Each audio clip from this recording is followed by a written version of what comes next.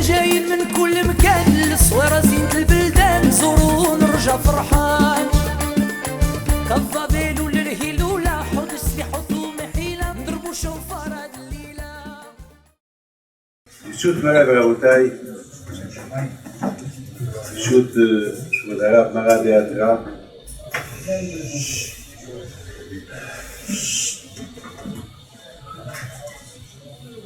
nous sommes maintenant à quelques jours, je dis moi quelques jours parce que les jours passent tellement vite, de la fête de Rosh Hashanah Yom Hadin. On sait très bien que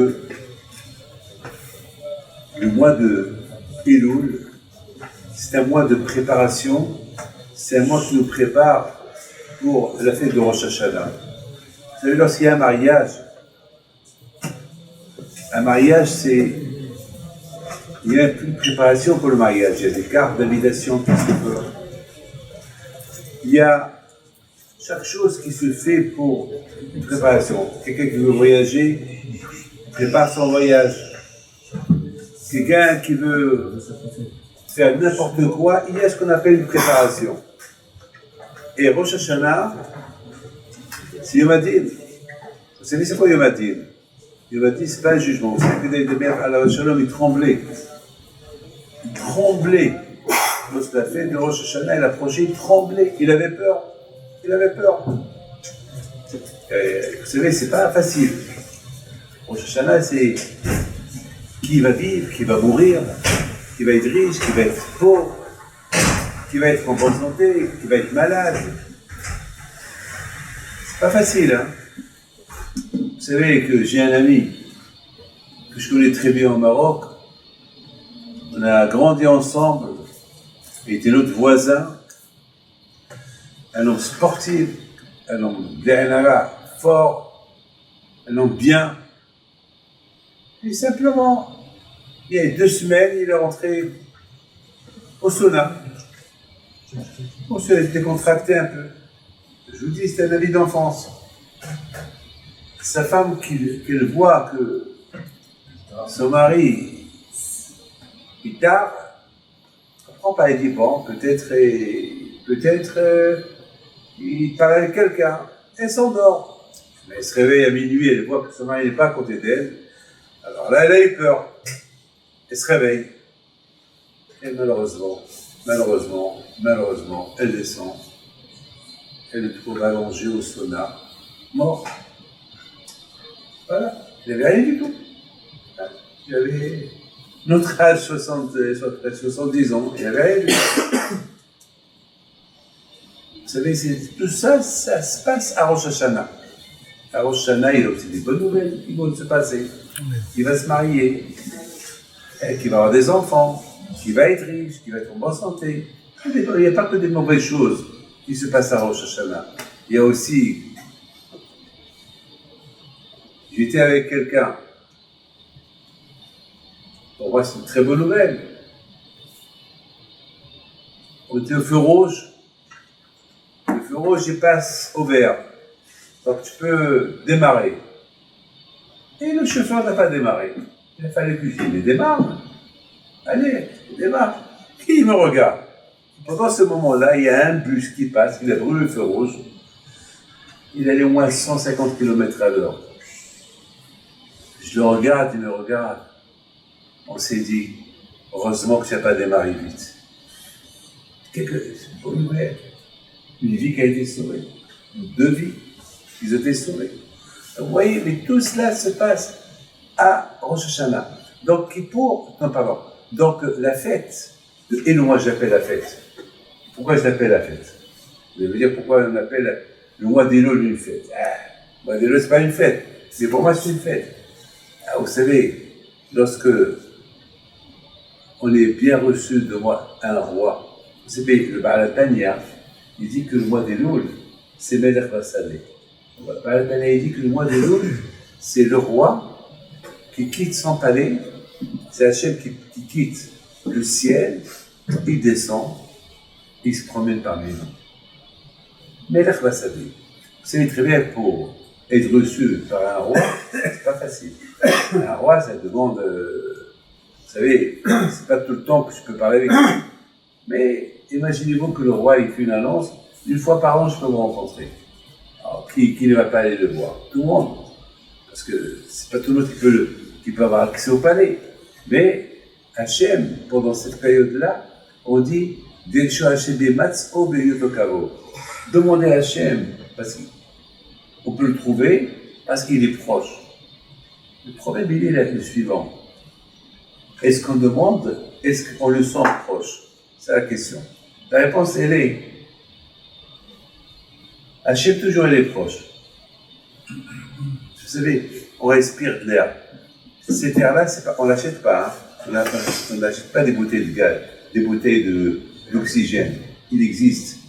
Eh bien, de la même façon qu'il y a l'air qu'il existe, qu'on n'a pas besoin de l'acheter, ben comme ça, quand je revois, mais l'air pas salé, il existe toujours.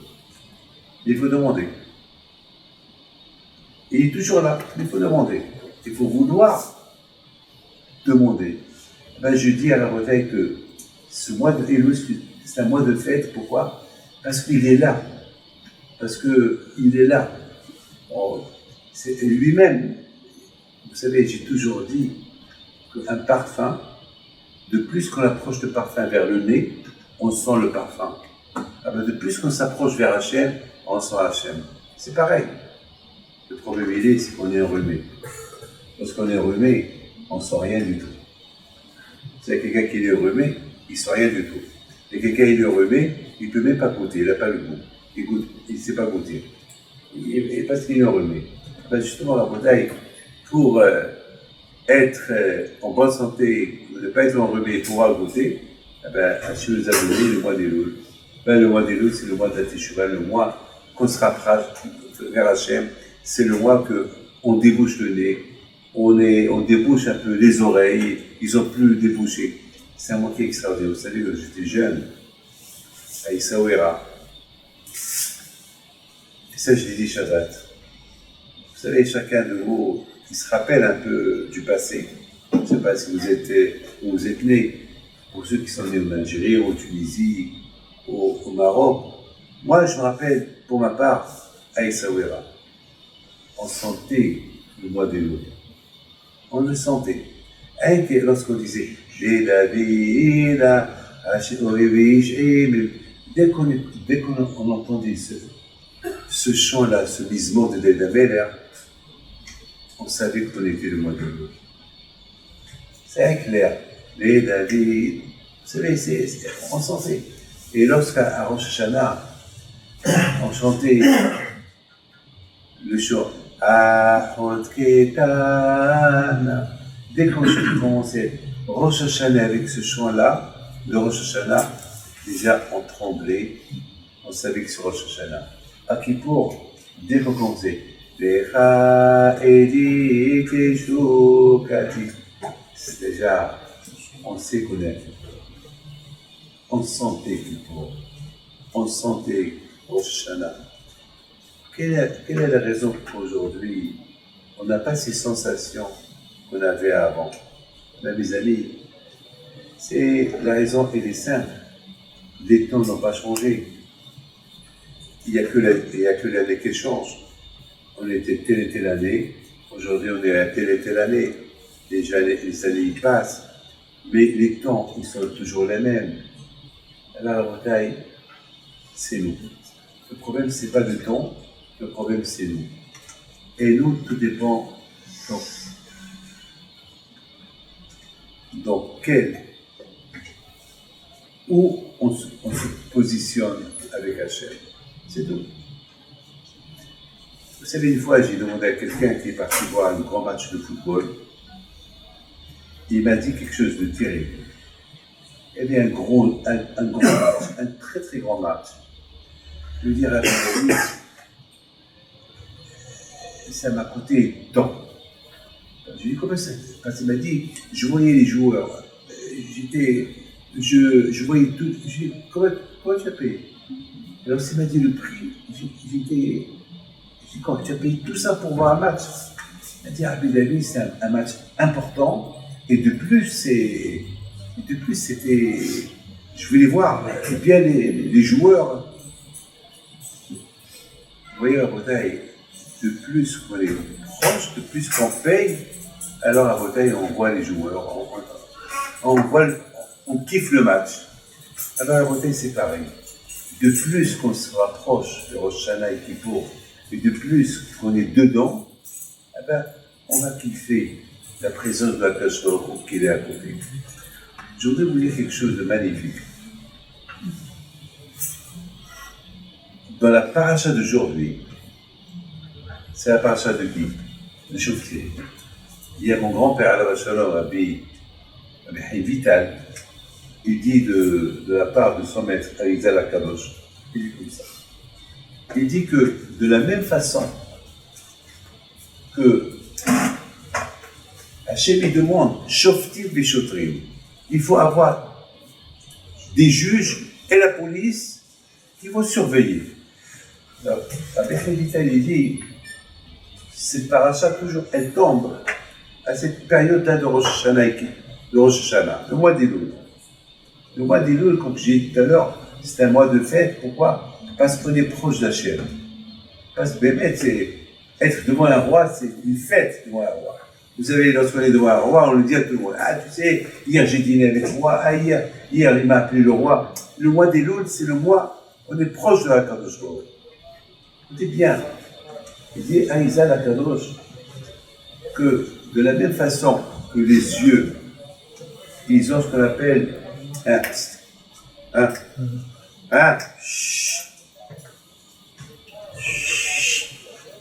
Chaquette. Akasha. On dit que de la même façon que le mois d'Elul, c'est un mois de Teshuvah, mais il faut savoir, cette Teshuvah, elle vient de pourquoi? Pourquoi? Parce que soit on a mal parlé, on a parlé de la Shona sur quelqu'un, soit on a vu des choses qu'il ne faut pas voir, soit on a entendu des choses qu'il ne faut pas entendre, mais soit on a utilisé les pieds dans des endroits où il ne faut pas y aller, ou bien soit on a utilisé les mains pour faire des choses à ne pas faire. C'est ça le mois d'Elul, c'est une réparation. La Torah est étudiée comme ça. Hachem, il a créé dans l'homme les oreilles. Les oreilles, c'est pour entendre. Mais parfois, malheureusement, on peut entendre des choses mauvaises. Alors on peut les fermer. C'est ça ce qu'on appelle Shoftim et Shotrim. Quand je vois à chaque porte de ton corps, il a créé avec la porte une porte. Dans chaque sha'al, dans chaque porte, il a créé une porte que tu peux fermer. Le nez, par exemple. Le nez, au lieu de sentir des choses qu'il ne faut pas sentir, tu peux fermer le nez. Les yeux, ils sont ouverts. Imaginez-vous que si les yeux, on ne pouvait pas les fermer, ça aurait été un problème. On aurait pu voir tout ce qu'il ne faut pas voir. Alors quand je nous a donné les choses qu'on peut fermer, les paupières, pour qu'on puisse fermer les yeux. On peut fermer la bouche, les lèvres. C'est pour fermer la... Donc il nous a donné des portes dans chaque membre du corps. Il nous a aussi donné le réflexe pour ne pas utiliser les pieds s'ils veulent aller quelque part pas bien. Tu peux. Dans la Bretagne, c'est ça, Shoftim du Shotrim du Télégraphe. Akash Baruch Hu lui-même, il t'a donné les moyens pour te protéger, pour te conserver. Donc déjà, le fait que moi, des louls, je connais ça, j'ai fauté avec ma bouche pendant toute l'année, avec mes oreilles, avec mes yeux, avec mes mains, avec mes pieds. Donc, à partir de maintenant, de moi, des louls, je vais commencer à utiliser ces portes qu'Akash Baruch Hu m'a données pour m'enfermer dans mon coin. Vous savez, la Bretagne. Il y a beaucoup de gens qui me disent, Rabbi David, toujours tu parles Torah, Torah, Torah. Alors, vous savez, si on ne travaille pas, comment on va vivre? Et je leur dis, écoutez bien, ça c'est bien pour vous de vous le dire. J'ai toujours répondu que Bémet Hachem, il ne veut pas de nous qu'on soit du matin au soir. C'est pas tout le monde qui a le zérout de venir étudier la Torah. Pas tout le monde qui a le. Et si vous avez un grand route, si vous le faites, si vous prenez un petit quart d'heure de votre temps, c'est bien. Un quart d'heure, 5 minutes, 10 minutes, ce que vous pouvez. C'est une grande mitzvah. Mais c'est quoi la Torah? La Torah, c'est vivre selon la voie de la Torah. Hachem veut dire de manger cachère. Tu manges cachère, c'est ça. C'est ça la Torah. Tu n'entends pas la shonara, ben c'est ça la Torah. Tu ne parles pas la médisance, c'est ça la Torah. Tu utilises tes pieds pour aller faire des bonnes choses, c'est ça la Torah. Tu n'as pas besoin d'étudier la Torah toute la journée, même des heures, même une fois avec pas semaine. Et on va te dire, dans le ciel après 120 ans, tu as étudié la Torah toute ta vie. Ah bon, comment? Mais j'ai jamais été là ici, là. Ben, le fait que tu n'as jamais parlé de la shonara, c'est ça la Torah. Tu n'as pas vu les choses qu'il ne faut pas voir, c'est ça la Torah. Tu n'as pas entendu ce qu'il ne faut pas entendre. C'est ça, peut-être, shoftim des choses qui t'aiment de proche d'Arefa. Il faut être toi-même le juge, être toi-même la police pour utiliser tes oreilles, ta bouche, ton nez, tes yeux, tes mains, ton cœur, ta tête, pour te préserver. C'est ça la beauté du mois d'Elul. Hachem qui nous a donné ce mois d'Elul, qui s'appelle Ani Lidodi Vidodili. Je suis pour Hachem. Et Hachem il est pour moi. Et n'oubliez pas, je suis pour Hachem. Tout d'abord, je suis pour Hachem. Pour qu'Hachem soit avec toi, à toi d'être le premier à être pour Hachem. On dit, Abal Itahem Saïlo. Celui qui se purifie, enlève. Enlève. Alors, Ani Lidodi, je suis pour Hachem, et Hachem il est pour moi. Regardez bien, je vous en prie, écoutez bien ce que je vais vous dire. On dit que Ani, les Dodi, Li, les initiales, c'est Elul. Et les dernières lettres de Ani, les Dodi, Li, les dernières lettres, c'est 4 fois Yud. 4 fois Yud, ça veut dire combien? C'est 40. Ça veut dire Elul 40. Ça veut dire, on a le mois d'Elul, mais il y a 40 jours. 40 jours. Ça veut dire 40 jours, ça veut dire de pénitence, 40 jours pour s'approcher de Akadosh Baruch Hu. Mais c'est quoi la dernière lettre de Ani, Lidodi, Vidodi, Li? C'est le Yud. Yud, c'est les 10 jours entre Shana et Kippour. Ça veut dire que, mes amis, que tout ce qu'on fait pendant le mois d'Elul jusqu'à Kippour, c'est pour arriver à la perfection de Li, moi. Qui c'est moi? Hachem. Parce qu'on dit moi pour Hachem et Hachem est pour moi. Alors Hachem sera pour moi à 100% avec le jour de Kippour. Le jour de Kippour. Donc c'est un travail. C'est un travail. Je vais vous raconter une belle histoire. Vous savez, on vit toujours dans les histoires. On vit toujours des histoires. On entend celui-là et on entend celui-là dire, et on entend. Il faut savoir que Akadosh Baruch Hu, parfois, Akadosh Baruch Hu, beaucoup de fois, il se manifeste. Il montre ce qu'il est. Il se manifeste. Vous savez, à New York, on a une yeshiva à New York.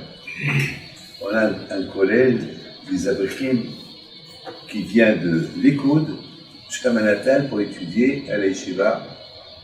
Et ça prend 1h30 pour venir et 1h30 le soir pour rentrer chez eux. 3 heures de route. Mais bon, Hachem, il y a la Torah à Manhattan.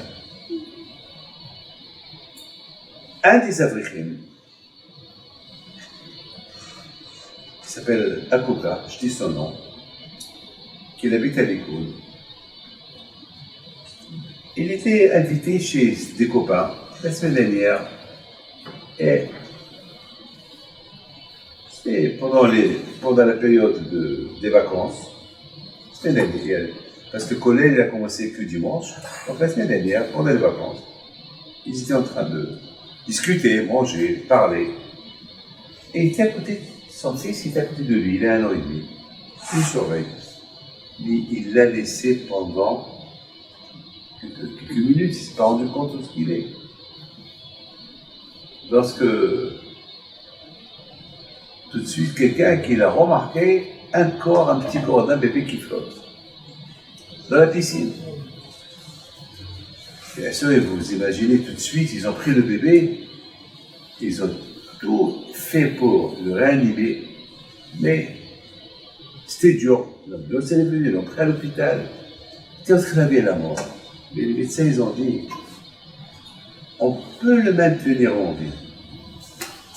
Mais le cerveau, il est fini. Le cerveau ne répond plus. Il n'y a rien à faire. Vous imaginez un papa qui entend ça. C'est dur. Il vient le pauvre pour se reposer. Et c'est tout ça. Alors le pauvre, bien sûr, il appelle tout le monde. Vous savez, lorsqu'on arrive à ce point-là, qu'est-ce qu'il nous reste? Prier. On demande à des rabbinim. Et on appelle chacun. Et on appelle. C'est ça. Lorsqu'on a un problème, ça y est, on se rappelle qu'il y a une adresse. Beaucoup de fois, on est loin de cette adresse, mais quand est-ce qu'on se rappelle de cette adresse? Au moment de tragédie, au moment qu'il y a un problème. Hachem. Alors tout de suite, on appelle. Et voilà, il m'appelle, le pauvre, il pleurait au téléphone. Je dis là, Barakoka, si les médecins ils ont dit, il n'y a rien à faire, qu'est-ce que tu veux que je te dise? Qu'est-ce que tu veux qu'on fasse? Parce qu'il m'a dit que je lui donne un conseil, quoi faire. Je dis, quel conseil? C'est les médecins, moi je ne suis pas médecin. Il faut prier, c'est tout. La seule médecine, c'est prier. Vous savez, à l'hôtel, lorsqu'on est malade, le médecin nous donne un médicament. Mais Hachem, ça c'est le médecin qui te le donne. Mais attends, je vois. Il y a un passage qui dit et Faïni Hachem Vérapé. Il y a l'autre médecin. Je vous rappelle à Essaouira, lorsque on avait un problème, on allait au cimetière. Faire quoi au cimetière? Prier. Ben, tout, il y avait des tzadikim. Je vous rappelle, c'est tout ce qu'il y avait. Il y avait même un homme qui avait mal aux dents, il est parti chez la Béhaïm, puis comment ça s'appelle? Béhaïm, il dit aujourd'hui, j'ai mal aux dents. J'étais là-bas, j'étais présent, je lui dis, pourquoi Béhaïm, le seul médecin? Je suis le dentiste. Qu'est-ce que tu es en train de demander? Je suis le dentiste. L'aïmouna. C'est l'aïmouna, il a l'aïmouna. Il y a quelque chose, l'aïmouna, c'est quelque chose qui est. Mais l'aïmouna, la bouteille, il faut s'adapter à l'aïmouna. L'aïmouna, c'est. Depuis qu'on est jeune, on est Dieu, que nos enfants ont l'aïmouna. C'est pas parce que l'aïmouna, si on ne va pas l'ancrer à nos enfants depuis qu'ils sont petits, c'est un problème plus tard. C'est un problème plus tard. L'aïmouna, c'est comme, j'ai toujours dit, moi, ma mère, j'ai tété deux choses. Et le lait de ma mère et l'aïmouna de ma mère. Les deux choses à la fois. On a tété l'aïmouna à la maison. Depuis que j'étais petit, on n'entendait que Hachem, Hachem, Hachem, du matin au soir. On dormait avec le nom Hachem, on a dormi comme ça. Donc, j'ai dit à celui-là, vous savez qui m'a répondu? Je lui ai dit, qu'est-ce que je peux te faire? Vous savez qui m'a dit? Elle a dit, mais il y a Hachem. Je dis, très bien, alors prie. Prie. Pourquoi tu veux que je prie pour toi? Prie. Alors, toi tu pries, moi je prie. Il y a beaucoup de gens qui se trompent, ils ont un problème. Ils vont chez les rabbins. On est chez les rabbins, il faut qu'ils prient. Il faut les deux à la fois. Le rabbin, il va prier pour toi. Mais toi aussi, tu prends des engagements, après attends, je vois. Elle m'a dit, quel engagement je prends? Je lui ai dit, je ne sais pas qu'est-ce que tu fais dans ta vie. Moi, je ne vis pas avec toi. Je ne sais pas qu'est-ce qui te manque dans ta vie spirituelle. Toi, ce que tu sais, ce qui te manque, tu fais. Et si tu veux, rappelle-moi. Alors, il a pris à la lettre ce que je lui ai dit. Le dimanche, Rabotai, il m'appelle. Il me dit, Rabbi David, les médecins, à l'hôpital, ils n'arrivent pas à croire, ils n'arrivent pas à comprendre. Ils sont en train de pleurer de joie. Soudainement, ils ont vu ce matin que le cerveau de mon fils, il commence à bouger, ils ne comprennent pas. En général, ça ne peut pas bouger. Il devait rester tsema. Tsema, c'est végétarien toute sa vie, c'est ça qui meurt. Tsema. On comprend pas. Je dis, mon fils, eh ben, c'est ça, là, t'as bien prié. T'as bien prié. La bouteille, à l'instant que je vous parle, vous savez, je dois pas au d'honneur. Vous savez que lorsqu'hier, on a entendu au Liban des problèmes qui vont. On a commencé à voir, je dis, Hachem, qu'est-ce qui se passe? Allez, encore on va passer avant les fêtes. Encore, qu'est-ce qui va se passer? Comment ça va durer? Il faut être réaliste. Il y a le Béhipit qui se prépare. Alors, Béhipit, Hachem, tu fais quelque chose. Il faut prier.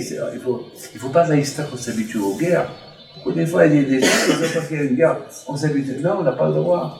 Une guerre, il n'y a pas que des morts, il n'y a pas des blessés. Un chimichement, on ne peut pas savoir comment une guerre peut se terminer. Alors j'ai vu que ça s'est arrêté, j'étais content. De même, lorsqu'on a entendu qu'à Miami, il y avait un ouragan qui se préparait pour passer. J'ai dit Hachem, comment il y avait des pauvres, les gens, il faut prier. Tous les jeunes qui m'appelaient, ils disaient, il faut prier. Il faut prier quand je m'appelais, il faut prier quand je m'appelais. La prière, elle est faite pour chacun de nous. Et surtout, rapporter le mois des Loul, c'est des choses à Hachem et Masro. La présence d'Hachem le mois des Loul, elle est à côté. C'est un lit, il faut ouvrir les yeux, il faut ouvrir la tête, il faut ouvrir les oreilles. Un lit, le mois des Loul, c'est je suis pour Hachem et Hachem il est pour moi. Ça veut dire que Hachem nous a ouvert les portes, il nous dit Hachem, le mois des Loul, je suis présent, je suis à côté. Allez, venez me voir, approchez-vous vers moi. C'est la raison à la beauté pourquoi le mois des Loul, on fait chaque matin les sléhot, on fait le soir les sléhot, on fait le chauffard, parce qu'Hachem il est à côté, parce qu'on a besoin de nous réveiller, comme qu'il dit le Rambam. Oro isheli mitavim matrem, Oro, réveillez-vous de votre sommeil profond. C'est la bouteille. Il faut y avoir un raf qui pose une question. Il dit pourquoi le Rambam il utilise réveillez-vous de votre sommeil profond. Réveillez-vous de votre sommeil. Lorsqu'on dit réveillez-vous, c'est que vous dormez. C'est quoi réveillez-vous de votre sommeil? Il dit, la bouteille ce raf, il dit, je ne sais pas si c'est lui qui dit ou c'est moi qui dis, je ne me rappelle pas, on ne peut pas les voler. Pour être sûr, alors je dis, il dit, parce qu'on n'a pas le droit de voler un travail de quelqu'un. La réponse, elle est Oro Ishinim, ça veut dire on peut dormir sans dormir, on peut faire semblant qu'on dort. Mais il y a ceux qui vraiment qui dorment profond. Il y a beaucoup de gens qui ont un sommeil léger, il y a ceux qui ont un sommeil très très très profond. Moi je connais quelqu'un, tu peux mettre la radio, il est comme un mort, il est ici. Il y a d'autres personnes que leur sommeil il est léger. Vous faites un petit bruit et ils se réveillent. Alors c'est ça, le Rambam il dit, pour ceux qui ont le sommeil léger, réveillez-vous. Ceux qui ont le sommeil profond, qui sont très loin, qui sont déconnectés des synagogues, de tout, c'est la profonde. Ils sont dans le sommeil profond. Allez, on leur dit réveillez-vous. Et le chauffard les réveille. Je vous ai la bouteille terminée avec quelque chose, une histoire que j'ai vécue en Argentine. Une histoire que j'ai vécue en Argentine. Il y avait Sheva Brachot en Argentine. Chez des amis à moi.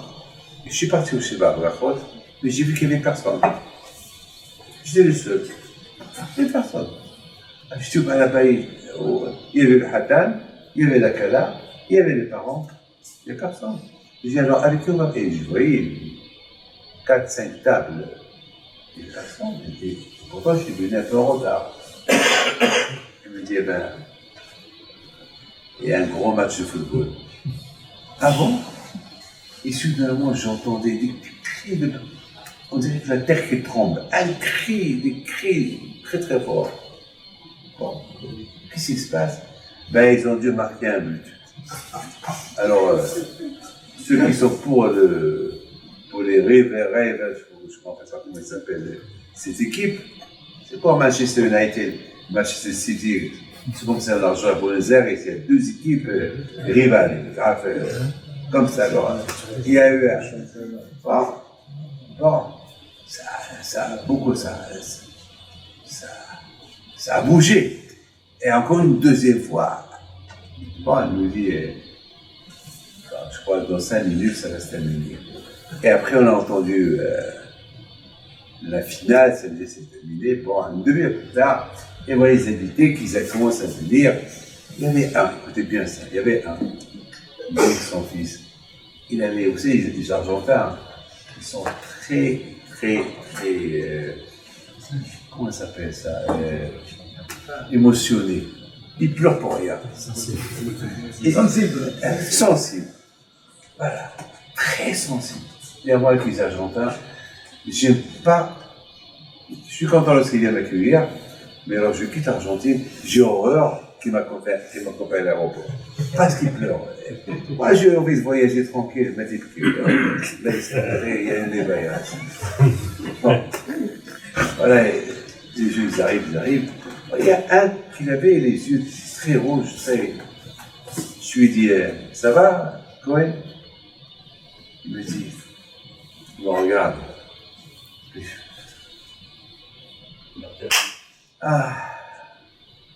Quoi? Il me dit,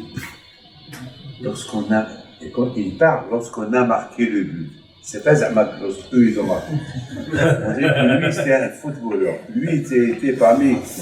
Lorsqu'on a marqué le but, vous ne pouvez pas imaginer combien on était heureux quand moi et mon fils, on sautait de joie, on pleurait et on criait. Moi je le regarde, glacé, je le regarde. Et David, le deuxième but, alors là, c'était le monde qui s'effondrait sur nous. Et malheureusement, ce n'était pas pour nous, c'était contre nous. Alors je dis, tu as fait quoi? Tu as bien. Tu as pleuré. On a pleuré. Mais on s'en lassait. Moi et mon fils, on était malheureux. Mais lorsqu'on a remarqué le but, alors là, c'est moi de côte, glacé, je regarde. Et tout le monde qui me regarde, tout le monde qui l'entend, et tout le monde qui attend ma réaction. Je dis, tu sais, Monsieur Cohen, ce que tu viens de me raconter, comme ça va. Je vous en prie, écoutez ça, ne ratez pas ce que je vais dire. Peut-être je vais ajouter un mot ou je vais oublier un mot, mais en 2 mots, c'est comme ça, écoutez bien. Je lui dis, tu sais ce qui se passe là-haut, après 120 ans? On ne peut pas le juger comment on a fait la mitzvah. Les mitzvot, on les fait. Quand ça dit, on fait les mitzvot. On met tefillin. On mange kasher. C'est pas pour ça que vous nous jugez. Et vous nous jugez de la façon comment on les a fait. Avec quelle joie on les a fait. Je lui dis, Monsieur Cohen, tu as crié lorsqu'ils ont marqué un but. Tu étais content ou pas? Est-ce qu'un jour tu as crié pour une famille mitzvah comme ça? Est-ce qu'un jour, lorsqu'une mitzvah elle arrive dans tes mains, tu cries de la même façon que tu as crié? Waouh, quelle mitzvah! Un jour tu as fait ça? Il dit non. Alors chérie, je te pose une question. Cohen, pour ça, pour le but, que tu gagnes rien du tout, ça t'a coûté cher pour payer ta place. Pour un but, tu as crié d'une manière très forte, avec une grande joie, et tu as même pleuré pour cette mitzvah que tu avais, que ce but qu'ils ont. Et pour une mitzvah, il va te dire pourquoi? Et monsieur va te dire, tu sais, Hachem, je suis jaloux.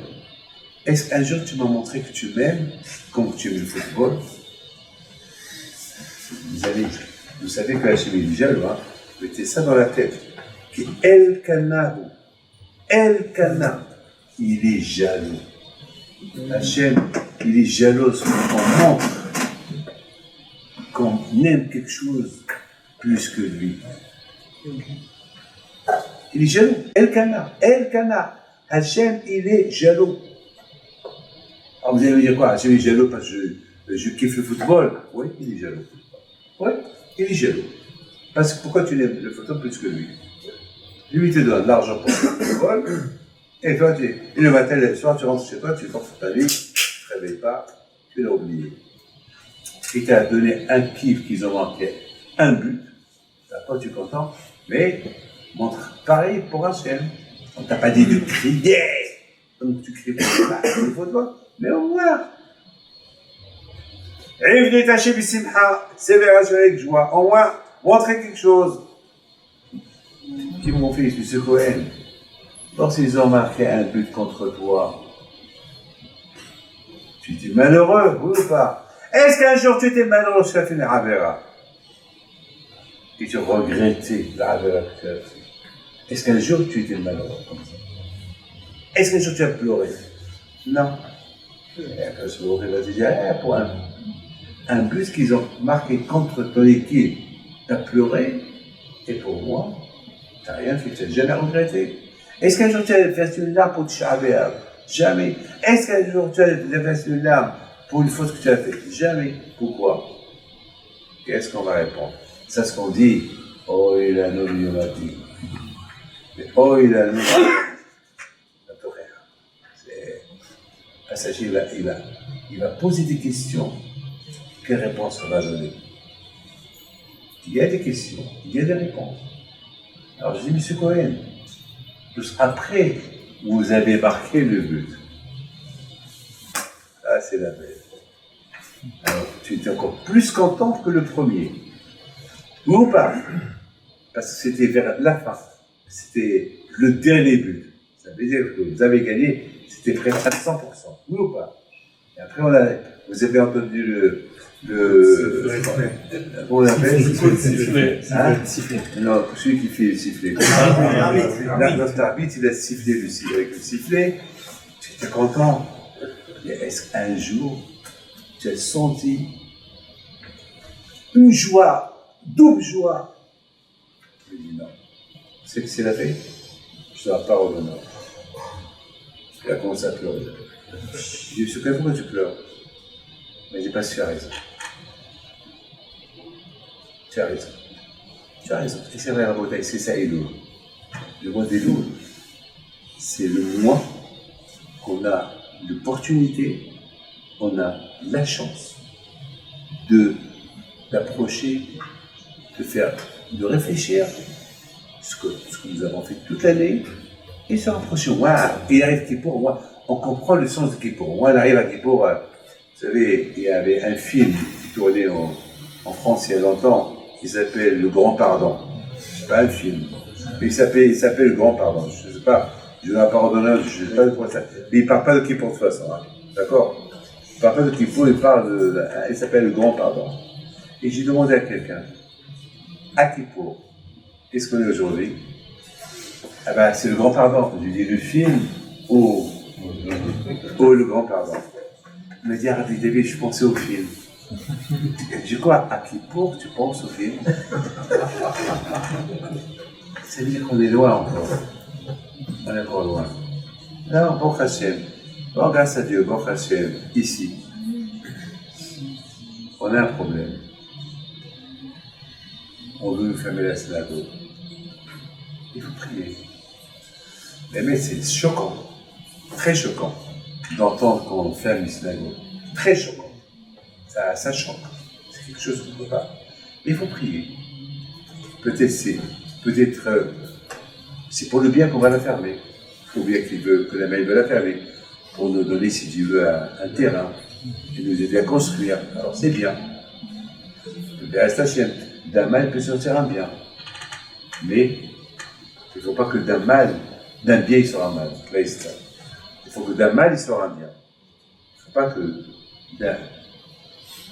d'un bien il va sortir un mal. Là, une synagogue, c'est la maison de Dieu. Il ne faut pas que ce soit un mal. Là, il faut prier.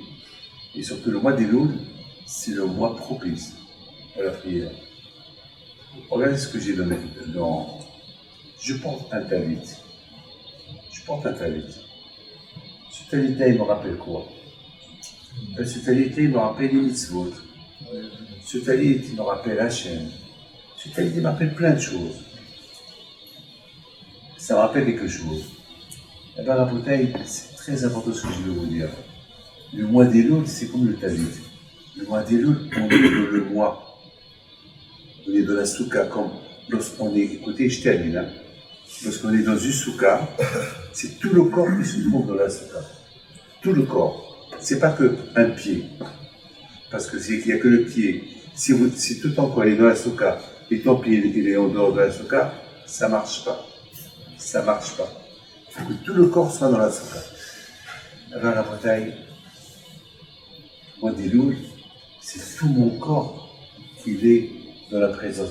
C'est de la Kabbalah ce que je vous dis. Le mois des loups, c'est tout mon corps qui se trouve dans le système de la grande lumière de la Kadosh Baruch Hu. Donc, Delisha Hashem Bimatz, demandez à Hashem. Et vous allez le trouver. Parce qu'il est proche. C'est que nous, on ne le sent pas proche parce qu'on ne demande pas. Mais dire chose, demande. Et comment je vais demander? Avec l'Islihot, avec le chauffard, avec une teshuva, etc., etc. Donc, Aizat Hashem, je prie à Kadosh Baruch Hu, Kadosh Baruch Hu, il vous protège, il vous donne la santé, que je crois que ce cours de Torah, il est en direct avec Torah Box. Donc, on souhaite beaucoup de chance, qu'il ait la sonne, et à vous tous. Le Hachem vous protège, vous donne la santé, la joie. Et les grands arrêts de l'Excelia, il lui donne une longue vie. Il ne comprend pas le français, il est resté pour écouter. Hachem, il l'aide à accomplir, et pour Rav Daon, et tous les collègues qu'il a, et ce beau travail qu'il fait dans cette belle synagogue. Il vous aide, Bé'ez Hashem, à continuer.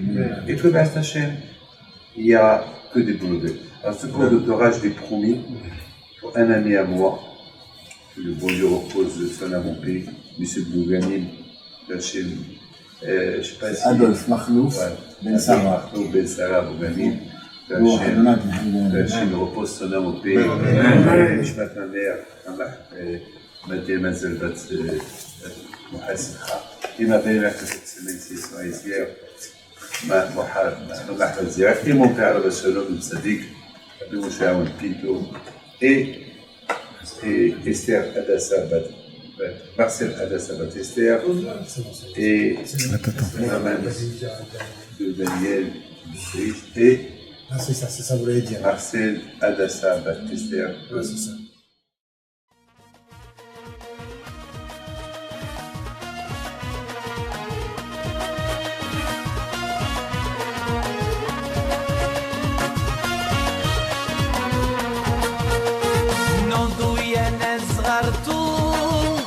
على ربيع حيم بنتو وقف لنا زي